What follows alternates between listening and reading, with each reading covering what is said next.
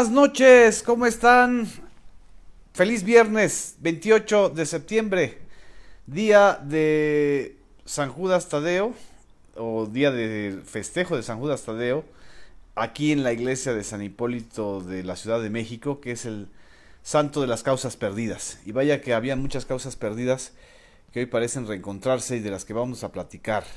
Aprovecho para mandarle un abrazo, un saludo, un beso también a quienes se están conectando y que nos están conectando en Facebook Live aquí en la plataforma de un servidor de Genaro Villamil, en la plataforma también de la revista Proceso, del blog Homo Sapien y de YouTube.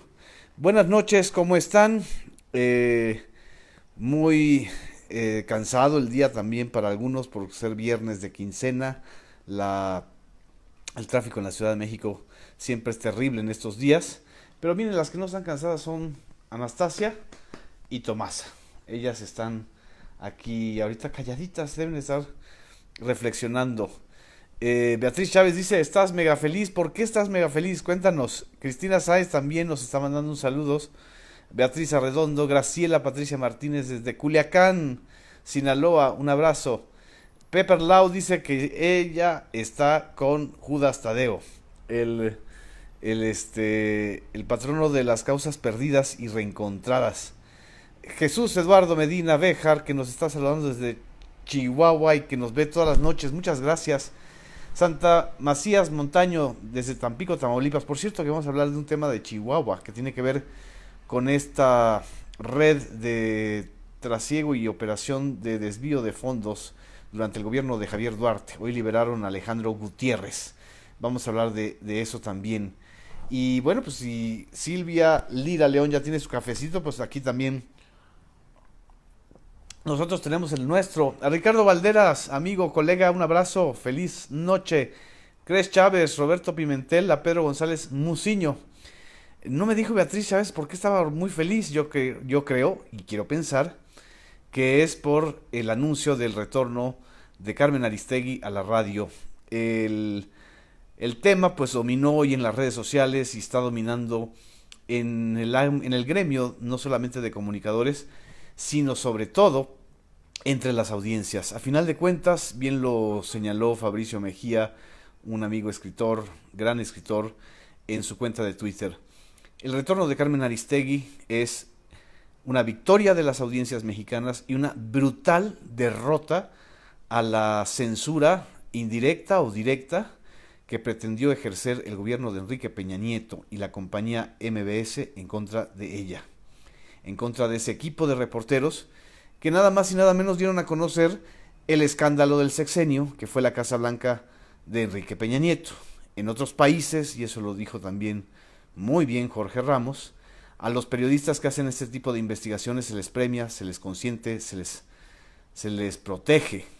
En México la corrieron de MBS siendo la líder de audiencias, no era una periodista cualquiera, nunca lo ha sido Carmen Aristegui, su transmisión matutina pues era un referente para mucha gente, podían o no estar de acuerdo con su línea editorial, podían o no estar de acuerdo con sus colaboradores, podían o no estar de acuerdo con algunos enfoques, pero era evidente que siempre desde ese espacio de MBS Carmen Aristegui marcó agenda. Tan marcó agenda que prácticamente marcó al sexenio con el caso de la Casa Blanca.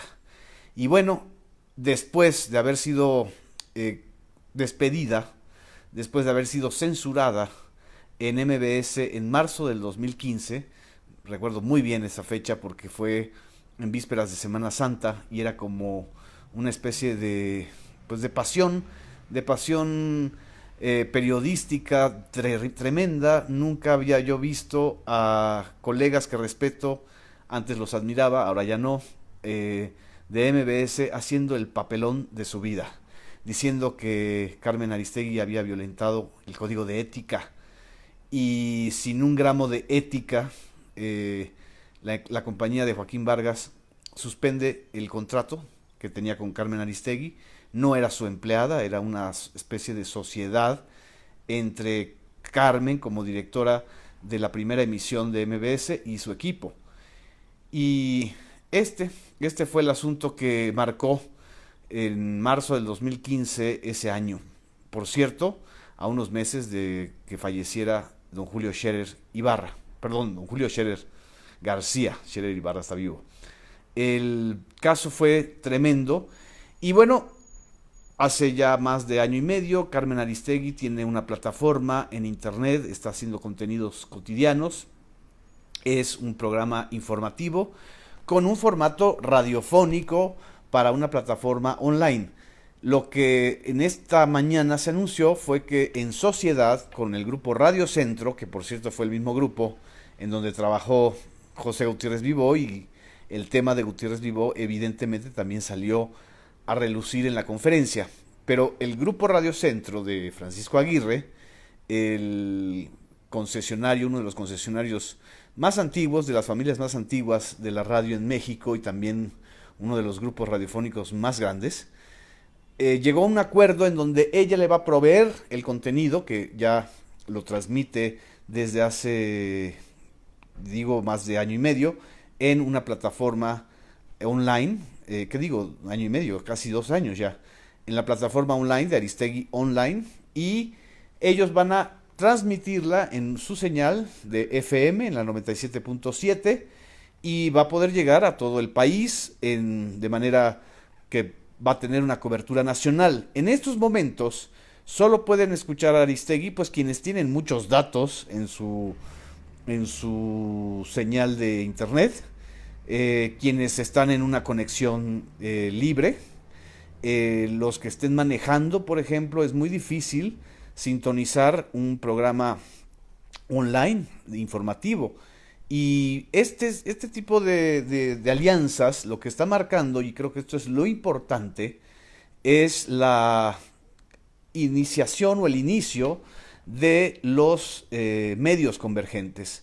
Los medios convergentes son eso, una combinación, una convergencia entre el medio digital como donde nosotros estamos transmitiendo, y el medio de la radiodifusión, que son las ondas hertzianas.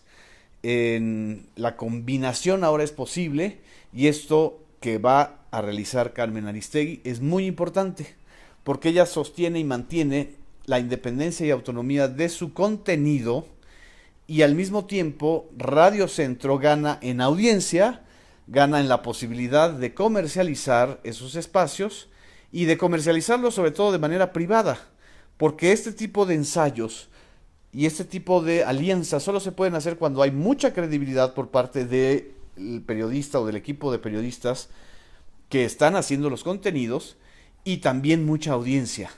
Esta audiencia que Carmen Aristegui ha logrado con los años y con el respeto y con la credibilidad es lo que potencia y lo que permite hacer un medio convergente. Esto es lo importante. En el anuncio, pues evidentemente hubo algunas bromas. Aquí me están recordando pues la broma de Carmen Aristegui, para quienes no la escucharon o no la vieron o no se enteraron. Pues nada más les pongo este audio, es breve. Es un audio en la conferencia que dio en la mañana Carmen Aristegui, donde estaba ya a punto, después de que hace un recuento de todo lo que sucedió con MBS, después de que también recordó cuando salió de MBS la primera vez en 2011, con aquella pregunta famosa de ¿tiene o no problemas de alcoholismo Felipe Calderón? Bueno, dijo, ahora voy a anunciarles la alianza, y esto fue lo que dijo. Pero yo diría que para hacer más formal el anuncio y dar los detalles, le pido mejor que venga a este estrado para poder formalizar el anuncio. Le pido que se acerque y venga a este estrado al licenciado Andrés Manuel López Obrador, que aquí nos acompaña, y que pues nos dará los detalles.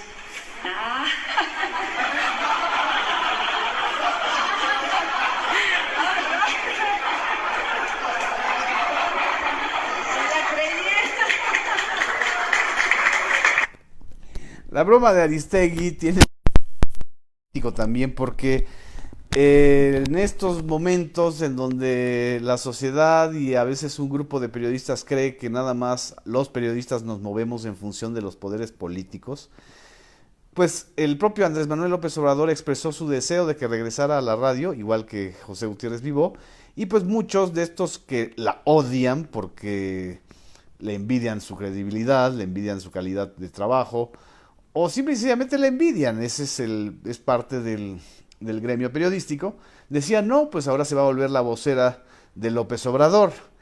Y bueno, pues esta gracejada, esta broma, tiene que ver con eso. Estaba jugando con esta percepción. Evidentemente muchos ya sabíamos de que la alianza iba a ser con Grupo Radio Centro, porque pues se había estado rumorando, las negociaciones estaban dándose ya desde hace algunas semanas, y con otros grupos radiofónicos también, y bueno, pues lo que, lo que ella también estaba jugando era a ver si se confirmaba o no lo de la alianza con Grupo Radio Centro, y pues a muchos les sorprendió que mencionara a López Obrador. Fue una broma y fue también un poco para distender el ambiente y en cierta medida para responder a estos rumores y pues esta típica manera de lanzar un rumor o una apreciación, pues para quemar, para tener con qué pues quemar una iniciativa muy importante. Va a empezar a transmitirse el 17 de octubre, es un miércoles, en la señal de 97.7 en FM de 7 a 10 de la mañana. Va a ser muy interesante lo que va a pasar porque también en otra señal de Radio Centro está en la mañana Carlos Loret y también Sergio Sarmiento, que son dos periodistas de las televisoras principales del país, uno de Televisa y el otro de TV Azteca. Y Carmen, pues es la periodista principal de su propia plataforma online. Por eso, lo interesante es la fusión, indico, la alianza entre el medio digital y el medio analógico o el medio radiofónico. Me preguntan que si yo estaba en la radio, yo no soy periodista radiofónico, yo soy periodista de origen de medio impreso y pues bueno, también lo que está haciendo Carmen Aristegui a muchos de los que estamos aquí participando e informando en las plataformas de internet nos alienta porque abre la puerta. Es una manera de abrir la puerta y de abrir el camino y creo que en ese sentido también ella es muy visionaria y eso es importante para el periodismo en general, no solo para ella o para su equipo, para el periodismo mexicano y además para las condiciones del cambio en el que se va a dar. Y eso es muy muy importante. Ahora sí va a haber una competencia por las audiencias, no por ver quién le echa más incienso al presidente en turno, mucho menos si le echan incienso a López Obrador. Ya vimos que no le están echando incienso porque se sienten temerosos de perder el chayote o de perder los privilegios. Pero lo que ha sucedido y lo que sucedió el 1 de julio es también una sacudida para todos esos comentaristas, todos esos conductores de radio y de televisión que una y otra vez, un día y otro también, se la pasaban criticando, cuestionando, condenando a López Obrador por encargo de alguien o por convicción, por lo que sea. Y fueron derrotados por la sociedad, derrotados en las urnas. ¿Por qué? Porque lo que está indicando es que las audiencias ya no les creen, ya no se guían por lo que dicen en las estaciones de radio, y no porque no las escuchen, las pueden escuchar, pero ya no le tienen credibilidad. Esto es muy importante y este fenómeno de comunicación es el que creo que va a mejorar mucho el periodismo en México. El otro tema que además es muy lamentable que en este mismo día se conozca que el día de ayer, jueves, en los Jales de Taxco Guerrero fue asesinado precisamente un periodista, un comunicador de radio, Arturo Porcayo. Es el crimen número 13 de este año contra un periodista. Algunos dicen que es el 11º, en fin. No quiero y no queremos ninguno de los periodistas que esto se vuelva una estadística. Es una tremenda y horrible realidad lo que están viviendo sobre todo los colegas en los estados. Hace apenas unas semanas, una semana y media, hablamos del asesinato de otro colega en Chiapas, en Yajalón, igual con un nivel de violencia terrible.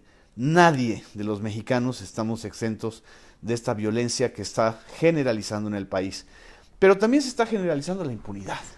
La impunidad con la que está cerrando su gobierno Enrique Peña Nieto es una enorme tragedia y escándalo. El día de hoy, en la madrugada, fue liberado Alejandro Gutiérrez. Alejandro Gutiérrez fue secretario general adjunto del PRI, de la dirigencia nacional del PRI, en los tiempos que dirigió el PRI Manlio Fabio Beltrones, y es un político de Coahuila, muy adinerado, por cierto, pariente de un expresidente, Eulalio Gutiérrez, y fue detenido por el gobierno de Javier Corral en la investigación que ha estado realizando la Fiscalía General del Estado de Chihuahua sobre un desvío de fondos, un presunto desvío de fondos públicos de más de 260 millones de pesos durante la campaña electoral del 2016.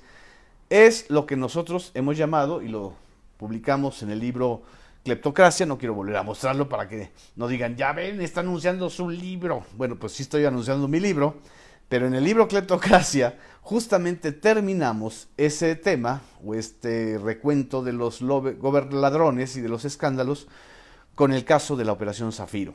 La Operación Zafiro tenía su eje en Chihuahua, pero no solamente era Chihuahua, 9 entidades que están gobernadas o fueron gobernadas por mandatarios priistas, recibieron dinero de la Secretaría de Hacienda, que entonces dirigía nada más y nada menos que el señor Luis Videgaray, y desviaron fondos públicos para la campaña del PRI. ¿Por qué no ganó el PRI? Porque yo creo que se robaron ese dinero, pero ese dinero es público, ese dinero es un desfalco, ese dinero es un fraude. Alejandro Gutiérrez era la pista fundamental, no solamente para llegar a César Duarte, el exgobernador priista de Chihuahua, sino a otros gobernadores, al secretario de Hacienda y al jefe de todos ellos, pues nada más y nada menos que Enrique Peña Nieto. Entonces, la liberación de hoy es un golpazo a la credibilidad de la lucha contra la corrupción. Y ¿saben qué? Me enteré y vi en las redes y dije, pues entonces ya sabemos por dónde está el asunto. El juez que ordenó la liberación de Alejandro Gutiérrez se llama Marco Antonio Fuentes Tapia, juez federal, el mismo que dio la sentencia por solamente 9 años de prisión a un ladrón, a un hombre con un instinto asesino tremendo, como es el exgobernador de Veracruz, Javier Duarte. El mismo juez que le dio esa sentencia ridícula, vergonzosa, grotesca a Javier Duarte, es el mismo que liberó a Alejandro Gutiérrez. Es decir, es la última carcajada o penúltima carcajada de la cumbancha de la cleptocracia priista. Pero van a ver, estos casos siempre tienen un boomerang y regresan, y van a regresar con una fuerza impresionante. Me pregunta Kilei Yuen, es el mismo juez del caso de Duarte. Es una cosa cínica, una cosa vergonzosa para el sistema judicial mexicano y claramente una afrenta al gobierno de Chihuahua, como dijo Javier Corral, y una manera muy clara de alineación y de tapados los unos a los otros, de estrategia de impunidad y encubrimiento entre los priistas. Y lo que yo quería comentarles y leerles, que me pareció sumamente oportuno, es el mensaje que vía Twitter lanzó el ex procurador general de la República, director del Instituto de Investigaciones Jurídicas de la UNAM, Diego Valadez, diciendo: el caso Duarte es un duro revés para el derecho, para la decencia pública y para la confianza social. Es una invitación a delinquir.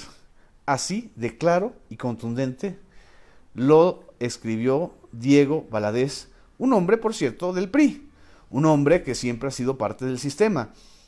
Y lo que está diciendo es: esto que hicieron con Duarte y ahora con Alejandro Gutiérrez es una invitación a delinquir. Porque entonces quiere decir que más vale robarse millones de pesos, si al final del cabo un juez como este, Marco Antonio Fuentes Tapia, te puede exonerar o te puede dar una libertad domiciliaria, o te puede dar una mini pena de 9 años, que pues si la reduces al año y medio que ya tienes 7 años y medio, y se puede bajar a la mitad. O sea que en 3 años y medio, esta rata inmunda de Javier Duarte puede salir según la sentencia. Pero yo creo que va a haber muchísima presión social para que esto no ocurra. Y en ese sentido, pues para eso estamos los informadores, y para eso estamos ustedes, y para eso está la sociedad. Último tema, ya estamos casi al final, estamos cumpliendo media hora de esta transmisión en Facebook Live. Les agradezco a los que se están aquí pendientes. Hoy el presidente electo Andrés Manuel López Obrador sostuvo una conversación telefónica con Justin Trudeau, el primer ministro canadiense, este joven ministro canadiense, que se atoró en las negociaciones del Telecán con Estados Unidos, pidió a Andrés Manuel López Obrador que intercediera con Trump para que el acuerdo sea trilateral. López Obrador dijo que pues podrá hacer lo que pueda, que su deseo es que este acuerdo sea trilateral y no 2 acuerdos bilaterales, Estados Unidos-Canadá, Estados Unidos-México, y en este sentido es importante ver cómo la ecuación se está convirtiendo en una ecuación donde López Obrador puede ser el puente de entendimiento, nada más y nada menos, que entre Canadá y Estados Unidos, sobre todo teniendo a un personaje tan enloquecido, tan soberbio, tan fuera de sí como es Donald Trump, del que se rieron en la Asamblea General de la ONU, porque tiene esta cosa de presunción sádico-narcisista que dices, qué cosa. Pero es muy interesante porque si logra López Obrador este equilibrio, pues es un mensaje muy claro de inversionistas al mercado y de confianza. No por nada, el peso en estos momentos tiene una situación estable. Eso es interesante. Por cierto, el día de hoy también Ildefonso Guajardo, el secretario de Economía del gobierno saliente, le entregó a el Senado de la República el acuerdo que ya está firmado con Estados Unidos. Es interesante lo que vamos a ver también en términos diplomáticos.